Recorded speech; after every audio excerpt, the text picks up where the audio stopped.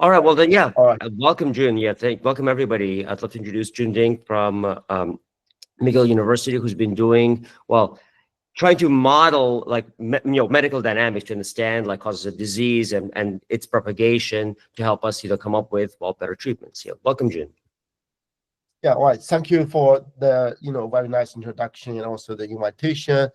Today is my sort of great pleasure to introduce a bit of research in my lab in the past few years. The title is Deep Generative Models for Building, Virtual Disease and Virtual Cells, and sort of leverage it to find candidate treatment and drugs for complex disease. I always wonder, maybe this universe is nothing but a simulation. Why? Because there's a lot of clues. For example, right, there's a lot of hyperparameters like pi, right, e, right, and then that always make me wondering, oh, maybe this universe is just a simulation, right? If that's the case, then technically speaking, we can also simulate, right, like disease, right? Such complex thing like universe could be simulated. Why we couldn't simulate disease? So that actually is the motivation that's for me sort of driven me to start my research since 2021. So I know that sounds like very difficult things. And in the past few years, actually we are starting to see more and more research coming out. And people now, we're actually leveraging single cell and the deep generative AI. We're now building, like in this example, right? Now we're building virtual cells and virtual disease and leverage it to study disease and find drugs. So, but in my understanding, in my opinion, if we really want to sort of build virtual cells and virtual disease to understand disease and find therapeutics, that actually there's 3 levels of modeling. First of all, we need to model the cells, right? Because the cells are the most fundamental units of their sort of, all the biomedical system, right? And then on top of that, we also need to model disease, right? Because fundamentally speaking, a lot of disease is just the abnormal cell states, right? For example, some people get cancer, right? Their states will become abnormal, right? The cell will become very invasive, right? They keep proliferating themselves and keep invading others, right? So in that sense, the disease can be modeled as cell dynamics, like in other words, change over the cell states, right? Along with the disease progression. But you say if we can sort of in silico or virtually, model the cells and virtually model disease, if we want to find a candidate or treatment, that's not enough. We also need to model the drugs, right? Because we want to test the drug on the disease virtually, right, in computer.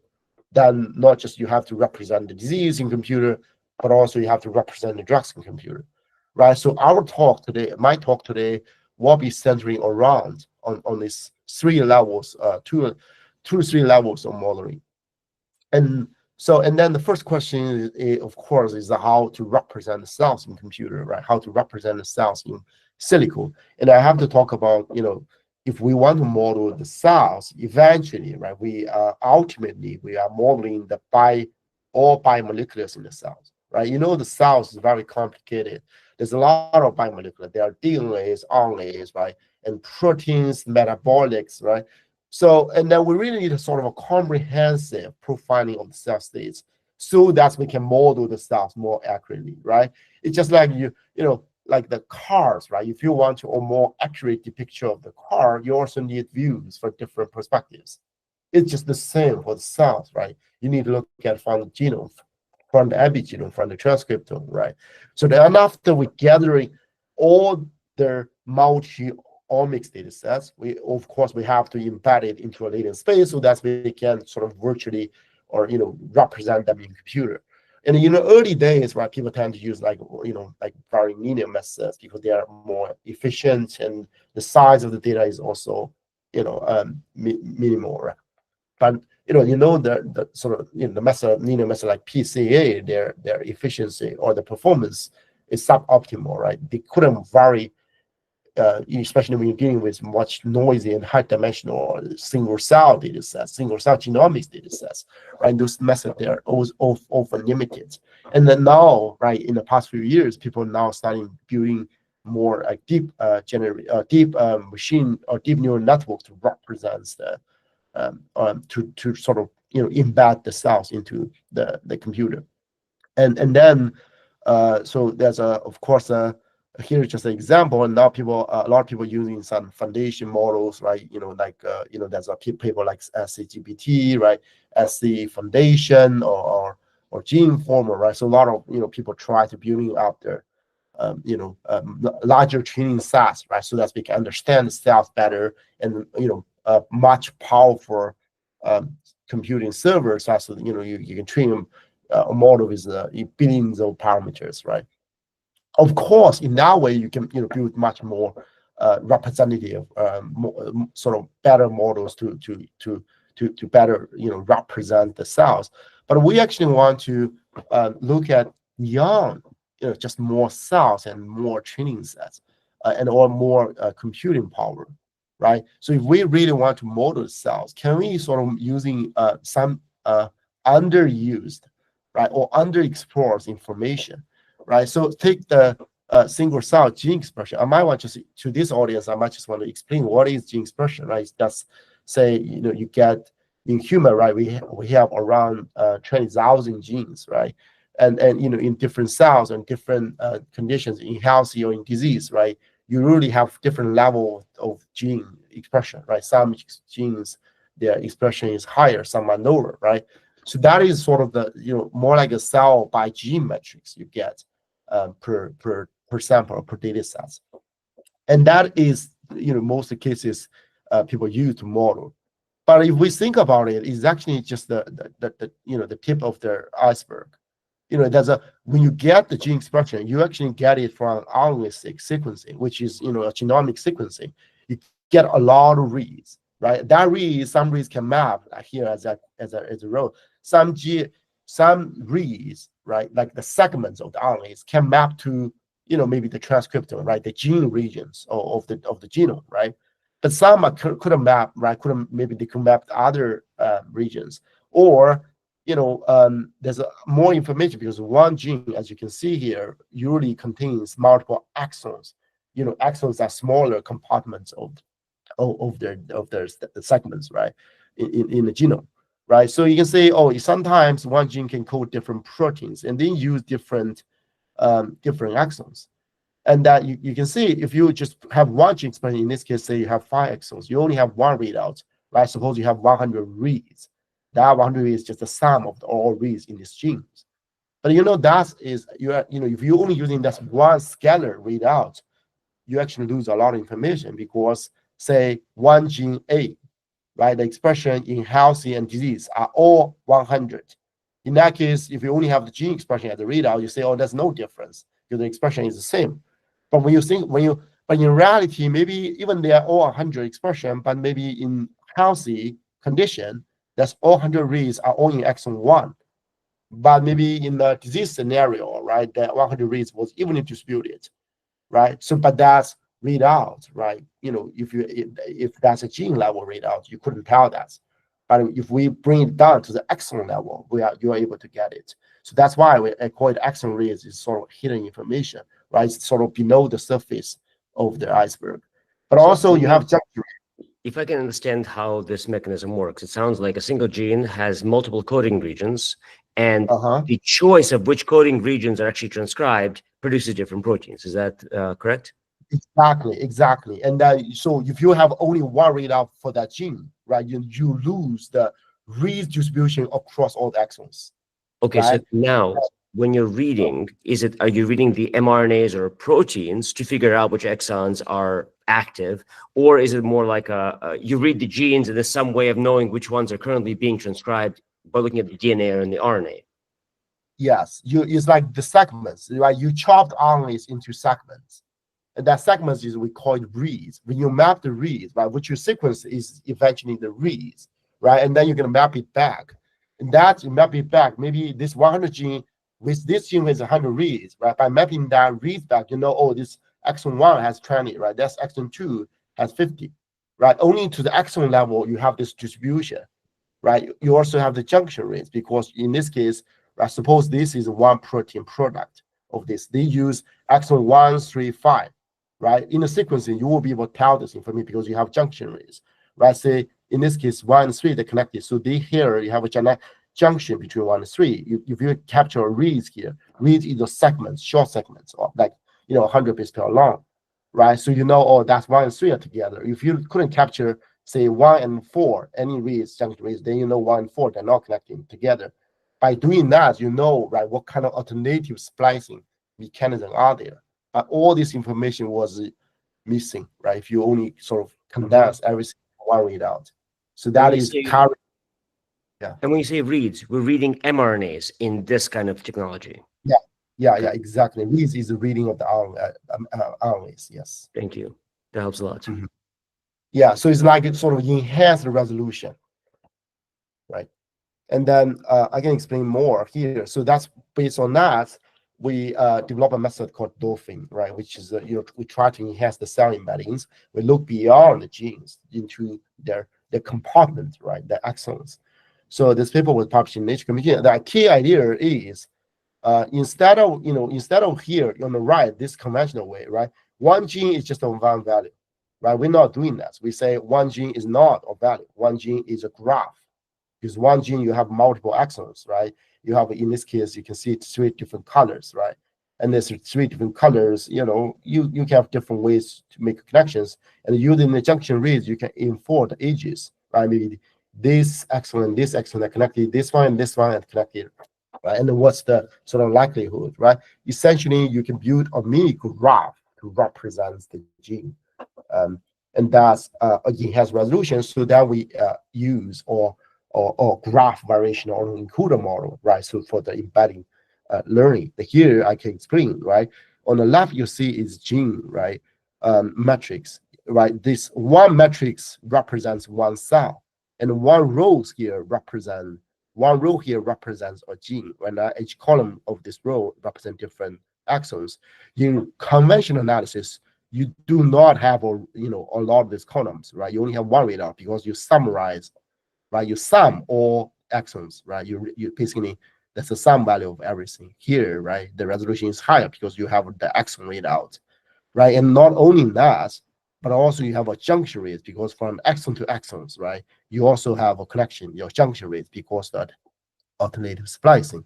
So in other words, this is additional information. This you also have more than the single readout, right? But using this, we get a graph, right? Using this, we get a vector, right? And then we use this graph, we draw graph attention on this one, and then we get a tangent feature, sort of enhance the feature of this, and we put it through an encoder, right? Like a Pokeball, like through, you kind of compress it. Suppose there's a Pikachu, right? So you threw it into a Pokeball. That's compressed into a Pokeball, and then you throw out the Pokeball out, right, through the decoder, right, and then you get Pikachu back, right? Since this Xi and the AI representing, right, the original matrix, this and this, right? So what we want is the data representation. So here is a very standard variational a graph variational model, so to learn the embeddings. And then, since when we learn the embedding, we use junction reads, we use exon reads. So that's actually an indication of alternative splicing, right? So in this latent space, right, all the cells, if they're closed, that means their alternative splicing patterns are also similar, because they have similar junction reads patterns. They have similar exon reads patterns, right? And then we can aggregate them. Why we need to aggregate them? Because single cell, this data is very sparse. If you want to represent the cell, understand the alternative splicing for the cell, you couldn't directly run the methods for alternative splicing detection directly on the cell, because the reads are very sparse. So we have to aggregate all the cells, in this neighborhood, right? They are very similar patterns. Of course, you can aggregate them, and by the aggregation, you get much stronger signal. For that, you can do alternative splicing. So that's more like all. So to summarize, the major task is still we want to do a better embedding of the cells, right? Beyond much power, the GPU or powerful GPUs and much data sets. You may be leveraging more reads information. You could also get better embedding. And as a byproduct, right, you can also, when you have a disease and control scenario, you can do a comparison. So now if you do at gene level, of course you can do it, but you will lose a lot of information, because sometimes the gene expression is not different. What's different is the pattern, right? They're maybe the exons are very different, right? So in their way, we can get more signal. But of course, we can do alternative splicing because sometimes the disease was driven by abnormal alternative splicing. So in this way, right, and then we do a bit of benchmarking and ablation, right? In the first row is more a bit of like a mini ablation, right? If you're only using the exon or the junction reads, right, the performance is actually worse, right, than even the gene, right? But if you combine them all together, right, you can see, right, the performance is better than use individual features and also than the conventional features. And you can see the performance is quite significant right here from at least more than 10% of improvement. And then also not just this ablation, but also in the bottom rows, you can see is the benchmarking. We compare with a lot of state of the art, right? Like the method for the embedding learning, right? Of course, they're using gene level, right? You can see the improvement in this case is very substantial, especially in the four lengths, right? In this one, you have the reads is four lengths. In other words, the reads has contained is more informative, right, than the another type of sequencing technology. But no matter what scenario, you get improvement, significant improvement. That and also we show, right, just showing you if we do everything at exon level, you get much more information. Here, show example, right? On the blue part, you see is a conventional comparison. If you compare the cells from the disease, the cells from the control healthy, right, you gotta find some differences, right? And then of course, then this is the gene level, the blue ones, and then the pink ones at the axon level. You can see they have some overlap in the middle, right? But you can see here you can a lot of things unique captured by axon level differential analysis, right? You can see if we compare conventional analysis with our sort of enhanced resolution analysis, we can see all this disease relevant because this is the pancreatic data sets, pancreatic disease data sets. You can see all the relevant disease terms are significantly enriched, more enriched in our ED genes, which is our way of doing comparison differential analysis. So and you can see, yeah. To differentiate, like the differences about the approach. The one is that you're using exons and which, well, first of all, how is exon-based analysis different from proteomic analysis? Because it seems like exons directly code for proteins. Is that fair? So the genes, sometimes the gene expression is not different, but the exon could be different because the exon distribution could be different, right? If you say gene 1 has 3 exons, and the gene 1 in the health and disease, the expression are all 100. In that sense, you couldn't get a difference if you're doing a gene level comparison because it's all 100, right? But you're doing a exon level, right? Even the sum is all 100, but gene 1, right?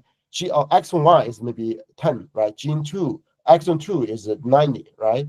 And then exon 3 is 0, right? So that's like, it's not the same, right? Maybe in healthy is like 100, 0, 0. Sum is 100, right? Another one in disease is 90, 20, 90, 10, 0, right? So then they're different. Right? In that sense, exon level, you find difference. Gene level, you couldn't find. But you can see in the volcano plot here, right? You can see they are the same genes, right? The blue ones is conventional analysis. They are not significant, right? You can see this is the photo change, means how much different they have. This represents the p-value, showing if you do a t-test, right, to tell what gene is significantly different in disease and versus control, they're not different, right? They're all in the green room, right? That means they're not very different. But the same set of genes, right? If you can see this gene, right? So it's a TGFBR2, right? Here is TGFBR2. So it's not significant at all. But using the exon level, they are very different. You can see the photo change in p-value, right? So that is just an example to show, our model is really able to capture. So how is exon style analysis different from transcriptome analysis, where you look at the proteins themselves? Or So the protein is a product of gene, right? So in other words, if you say the gene level analysis, right, you can find some genes that are differentially expressed, right? So But actually, the let me separate. exon, There's the transcriptome analysis, which genes are being expressed. And so I'm sorry about that. I've been talking about the looking at the proteins that are expressed. Is there a one-to-one relationship between exons that you read and the protein levels, or is there a gap between those two? so first of all, this is RNA-seq, right? You couldn't get the protein level. What you get is that the level of gene, right? The RNAs, right? So the RNA, in other words, is representing the level of the gene expression. But the exon is actually not gene, it's part of the gene. You say gene one expression maybe in the health and disease, they are the same. But then that doesn't mean the exon level are the same because exon are smaller compartment of the gene, right? Right. And if you track exons and I'm trying to differentiate the kind of data collection mechanisms. Tracking exons, that's an mRNA-seq kind of process. Whereas, tell me if I'm wrong. Whereas the alternative might be genes, which you're showing here, or proteins that are transcribed from the mRNAs.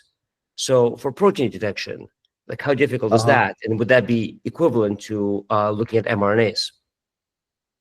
Yeah, that's a good question. So first of all, the protein level is not the same as the gene because one gene can code multiple proteins, right? Like because one gene can code, they use different exons, right? Alternative splicing, right? So one gene could encode maybe 10 different transcript. That 10 different transcript could code 10 different proteins, right? So the protein level is more, I would say, accurate, right? Because that's the end product you want to see. But often the case, you couldn't directly get that protein because protein single cell, that's very expensive and difficult to get.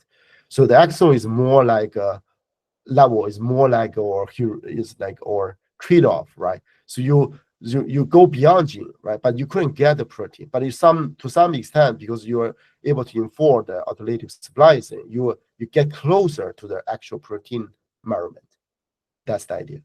Okay, so to get proteins, you have to go single cell, or I'm getting the impression proteins include more history, where a lot of past transcriptions affect the current protein level, so you get a lot of historical noise, whereas looking at mRNAs tells you what is being decoded now. Is that fair? No, it's not. It's like that, more like technical issues, like single cell level protein measurement. That technology is not very mature. So So you just couldn't. single cell, that's okay. Yeah. Okay, that So makes sense. And then uh, the other aspect of your work is the use of neural nets. So that's a genetic technology that can be used with exons, proteins, or transcriptome, anything else. So how does that contribute to like this tool? because here you have to leverage your graph, right? When you represent the genes, right? You couldn't represent. You have to leverage you have to, right? You have to sort of leverage. So in this one, the graph is a better way, right, to incorporate the biology prior, right? Because the exon and exon has connections, and then use that way, you more naturally incorporate the biology prior into our computational framework, right? But you're using other models may not be so easy, right? So I think that's the one big reason why we use it, and also of course the power, right, of the nonlinear dimension reduction is also something we want. So that's the reason why we use this model. So that's actually an important point that I want to highlight. So you're looking at, which exons exist in which genes, and you're constraining your model so the attention is within gene attention, not cross gene attention. Exactly. Got it. Because and then we also know which axons and axons they're close, they're connected because they're junction rays. When you do sequencing, we can detect which axons and axons are connected, right? That naturally give you edges of the graph, right? That makes a lot of sense. Thank you. So yeah, you're right. You asked a lot of very insightful questions, though. I did notice one more thing. You said variational. Why do you need variational as opposed to generic neural network? So yeah, that's a very good question because eventually we're gonna do perturbation, right? We want to generate new cells after perturb. So that's why we want something generative that because the AE is not generative, so variational is a generative. Got it. For in this project, not, but you can see in the future slides in the next project, you can see something similar to this, but that is generative for finding the drugs. Got it. Yeah.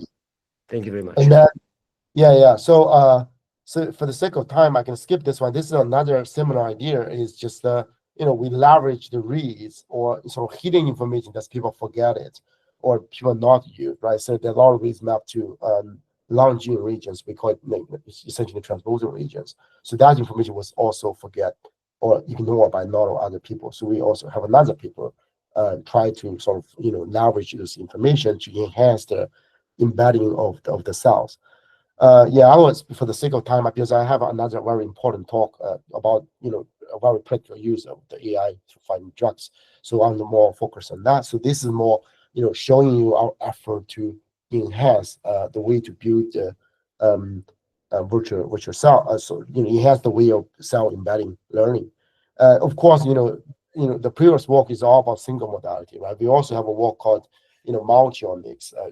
Essentially we want to incorporate different omics together.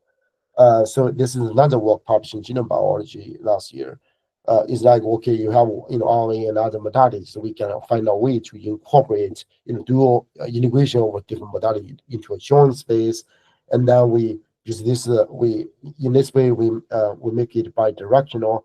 I don't have time to go very deep, but I'll briefly cover the key idea. The key idea is, from the three different modalities, if we want to incorporate into a common latent space, right? Each individual ones, you have an individual modality, or we will call it modality specific autoencoder, right? And then you get cell modality specific embedding, ZR, ZA, and ZS. They represent embedding in different space, but they are not aligned, right? So we have another aligner to sort of incorporate into a common latent space Z, right? Here we're using organ, right? Saying, if you have a discriminator here, right, you have three different modalities embedding, right? If we map it into common Z, and then can this discriminator distinguish them, right? If you couldn't, means that's in fusion, right? It's perfect because you couldn't detect the original the original modality of the Z, right? So we're using this way, but of course there's an additional loss. We also have another mRNA as an anchor, right? If you have similar cells in RNA and ataxic, their embedding must be also similar in the latent space. So that's all a few ways, and I'm going to show you. This is just the result. We can see this is the benchmark of incorporating different modalities together. Our performance, this all different metrics to show you how good is the integration. The better, the higher, the better. You can see the blue ones are our method is always the best compared to all other methods. But then this is not most powerful results. Here is just a concrete example. You can see, right, in the last panel, you have three different modalities, right? You can see they are more, perfectly mixed. That means the integration in the latent space is successful, right? Using latent space, all of them are evenly distributed. And then we have a unique power is we can do cross generation, because not all single cell they are equally important or they're equally accessible. At the single cell, I only say they are more affordable. They're more mature, but single cell maybe ataxic, they are more real, they're more costly, right? If we have single cell, we can generate, right? We can, maybe put it through to the Z, and then we use the decoder from other modality to generate another one after we train the model using public data sets, right? That in that way we can save a lot of money because we can generate single cell. And then here is showing you the quality of the generation. You can see the left is the real data sets, and this one is the generated data set. They're very similar if you look at the colors. And then this is more quantitative, measurement of that. You can see different cell types. This is the distribution or the cell type proportion of different cell types. They're very similar. And in terms of downstream analysis, like markers or cell-cell communication, top, bottom, left, right, they're representing real data and generated data. They are very similar. So, and then again, this is more symbolic. So for analogy, this has a strong flavor of cross-language translation. If you have something in two languages, you make the third. Yeah. It's like you have images. You may have a lot of text, but you do not have a lot of images, right? You can, after train the model, you can generate the image from the text, right? Something like that. Got it. Yeah. And then in single cell is becoming very, very practical because you can now expand the environment of the cell. So that's will enable you to better represent the cell. Yeah. So, and then I'm gonna fast forward all of this because this is just more evident to show how accurate or how useful all these generated cells, right? They can enhance biological signal. They can help you better understand the biology. So, for this audience, I think I can skip all this because this is very very medical and biology. But the idea is, to show you that generative data can really help the biomedical study. So another a big problem is the cost, right? We know the single cell is, you have readout in individual cells, right? And then so if you gather the cells from the patient, right? Usually you do that. Left is the conventional sequencing. It's like you do a bulk. It's like you're averaging everything, right? But the average is not a good way to, it usually is very misleading. The single cell is, it can tell you the expression for individual cells. But the problem is the cost. The single cell, even though you get much more information, but the cost, right? If you do 100 samples, 5,000 per sample, you need $1.5 million. And then for the bulk sequencing, well, you get, you need for the same number of samples, you only need, 80K, which is significantly less. So that's inspired me. Can we sort of enhance that? Right? Can we generate single cell from the book because the book is much affordable?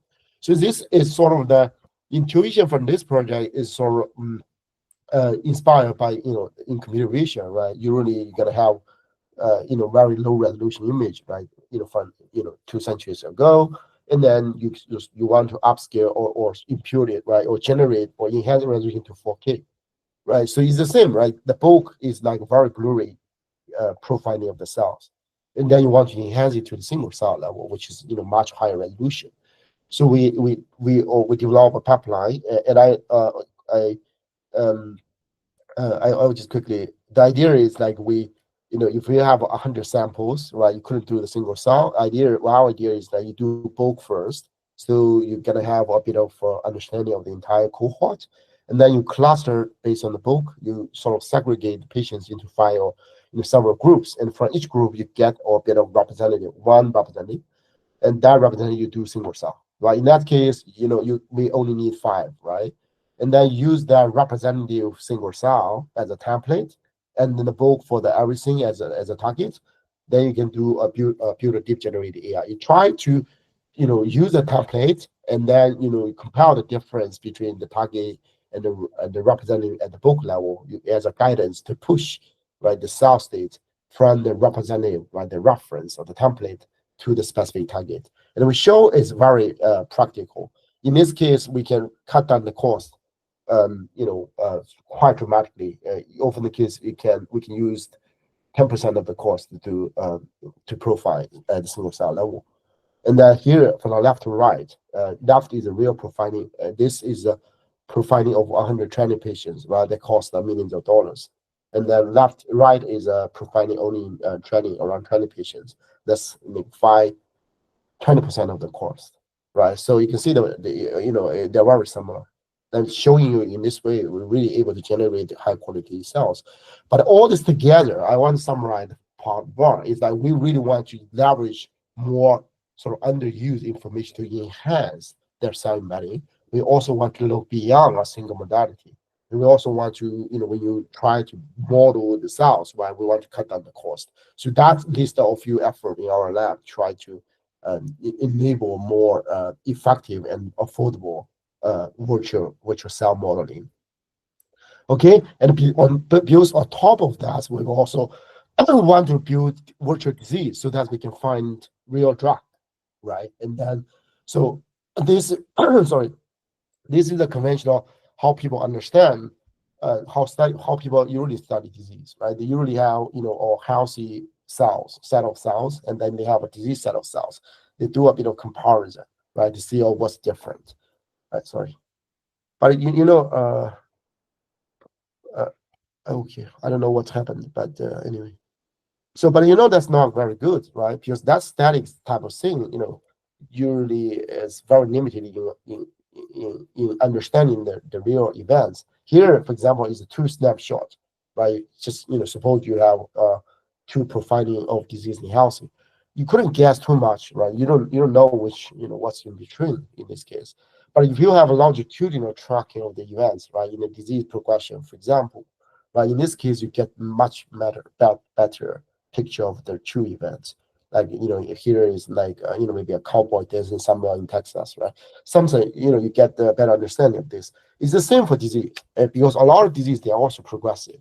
In this case, right, is the pulmonary, is the idiopathic pulmonary fibrosis. It's more like a lung fibrosis disease. You can see there's a, in the beginning you have, a bit of healthy, relatively healthy lungs, and gradually you have a lot of progress of fibrosis, right? So essentially that will be the same.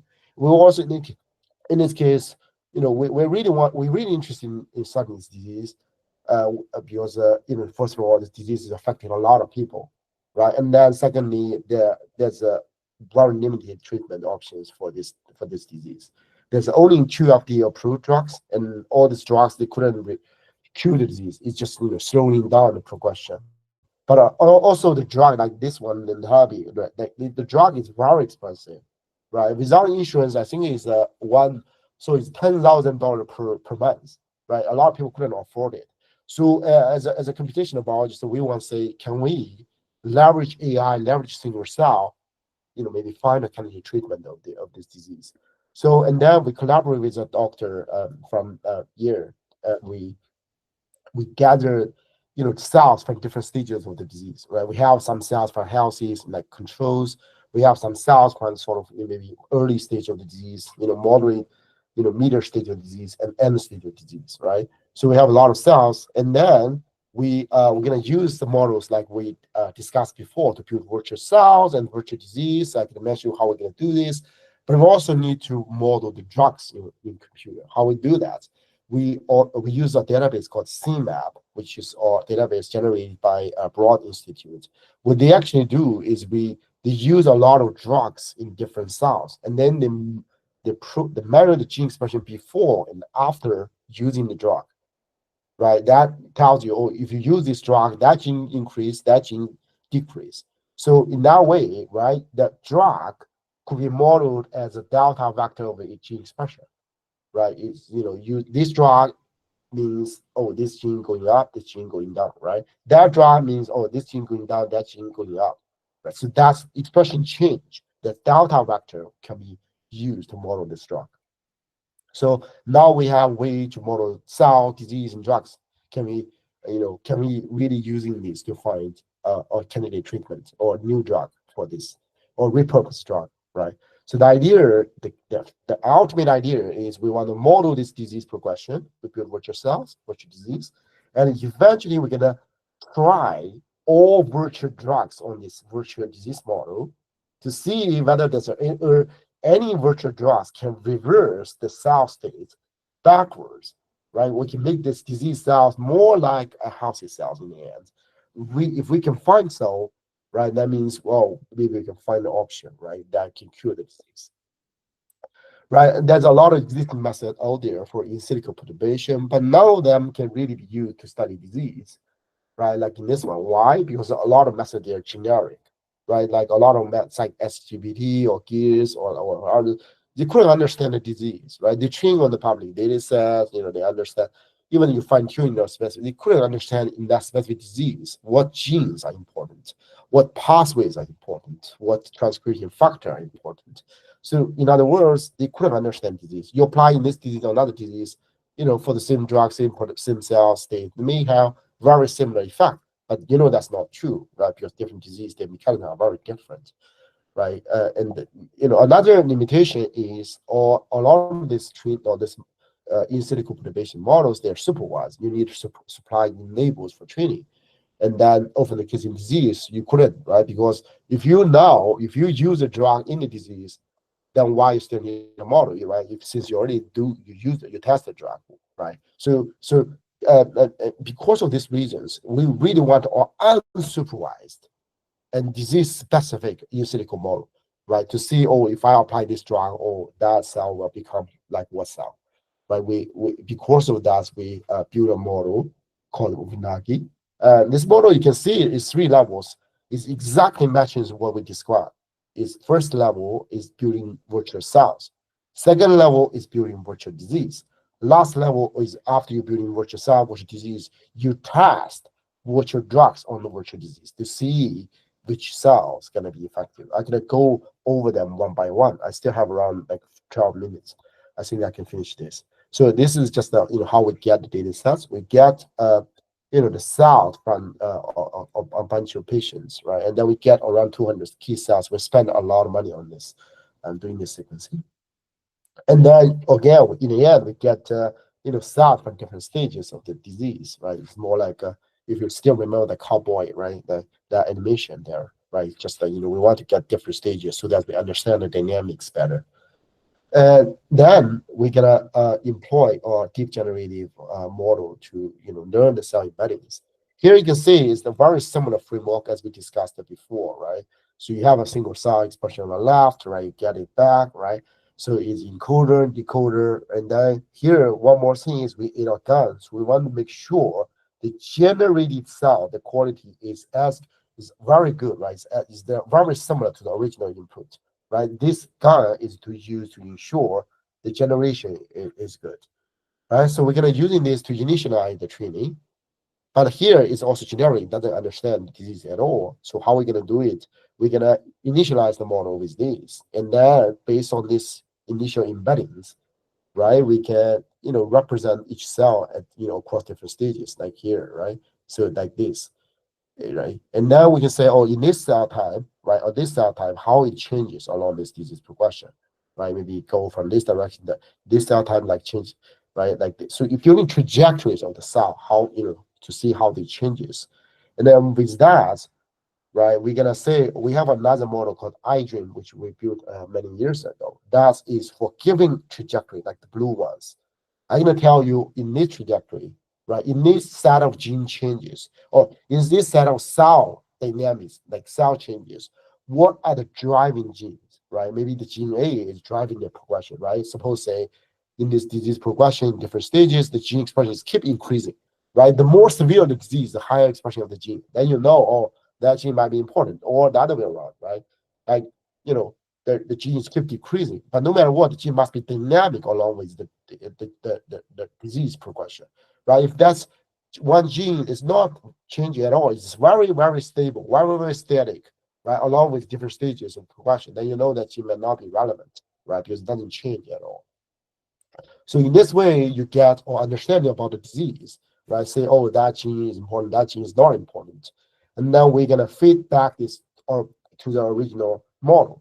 In this case, when we do the reconstruction of this model, right, when you reconstruct it, when we calculate the loss, we not equally weight all genes, right? We focus more on some genes than others.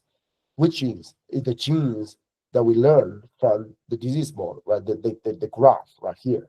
Oh, this tells you, oh, gene AB is important. That when we do the reconstruction, we put more focus on those important disease marker genes, right? And now we iterate until convergence. And then after that, you got our nonlinear model, right, to embed the cells into a little space, right? And now we're gonna check how we test the drugs. So the drugs eventually is delta, right? You can see this represents drugs, right? And then you apply the drug on the cells, right? You shift the gene expression vector to another one. This is more like perturbed cells, right? So if I apply the drugs, I have a cell. So this is more like disease little space, right? I have cells here, right? Maybe this one is very, very sick, very, very diseased. I apply this drug. Oh, this drug is pushing the cell to this direction.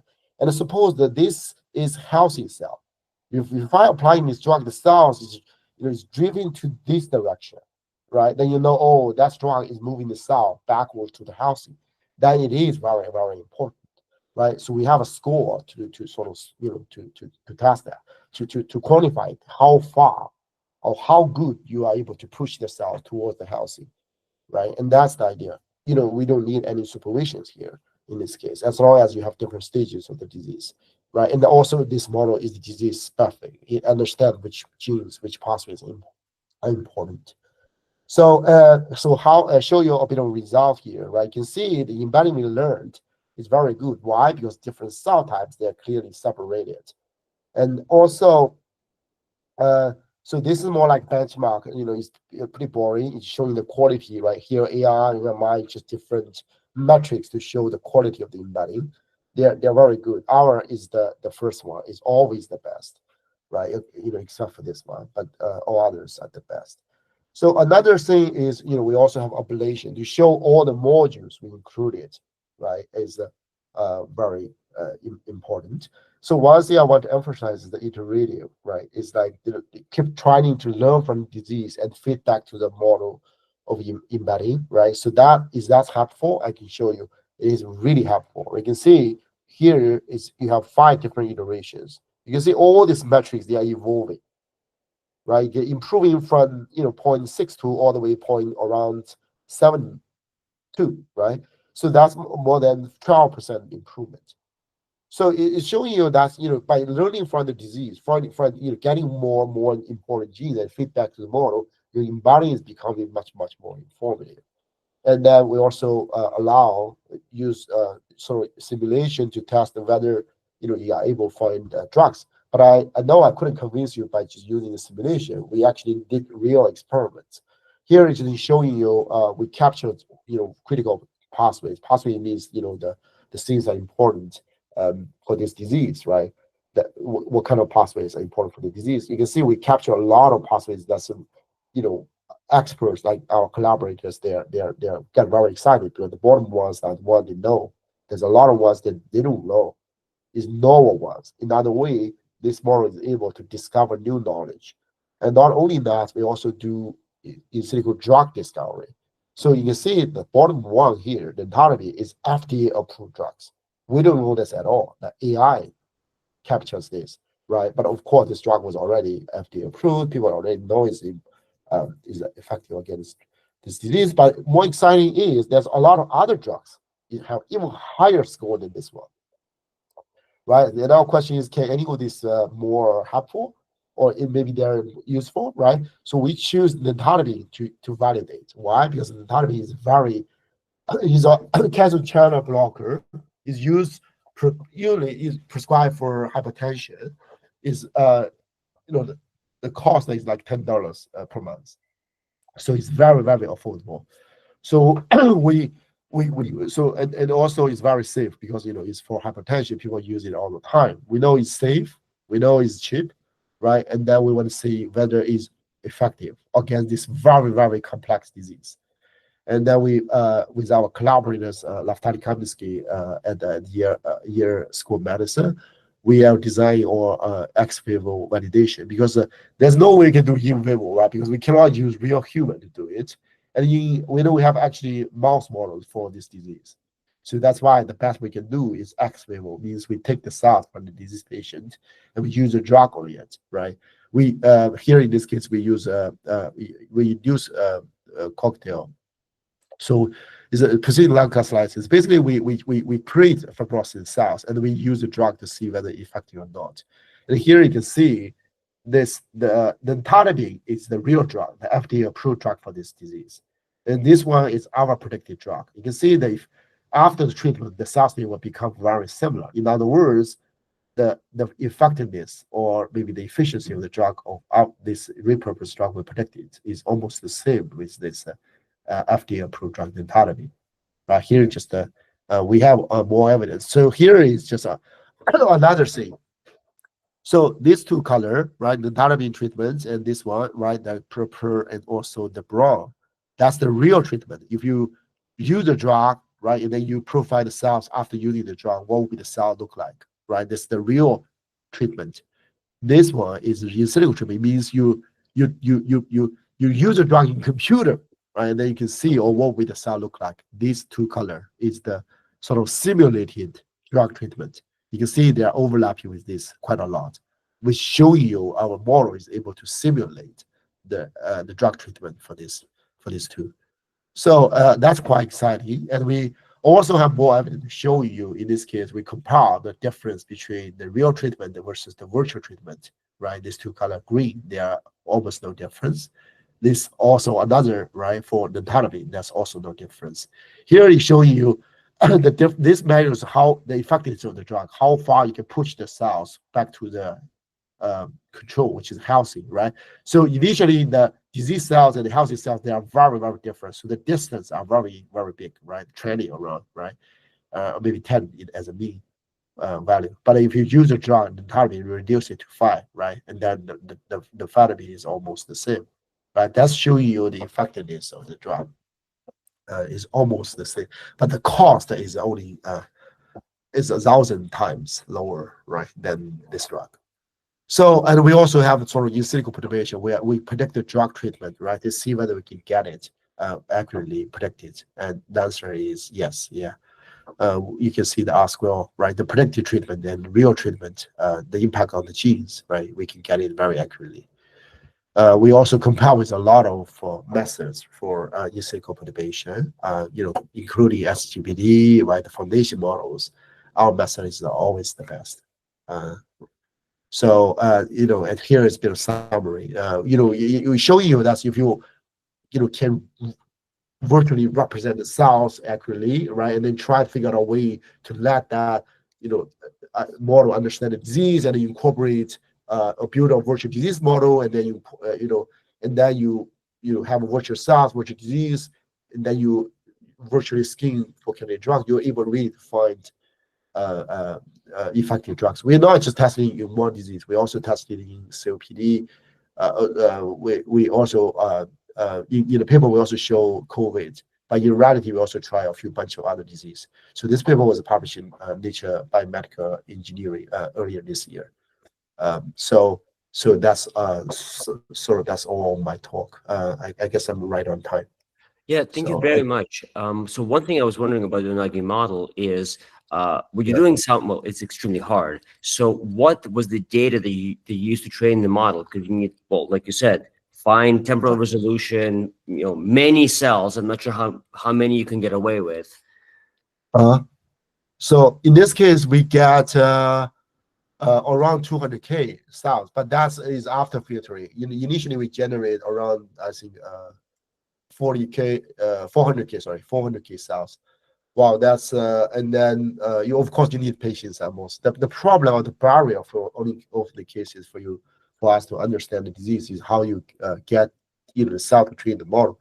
But the good news is like a lot of efforts, right, like a human cell atlas and a few others, they are trying to currently they work on the healthy cells, right? They want to build a reference like a Google map for cells in body. But now in phase 2, I just attend their conference.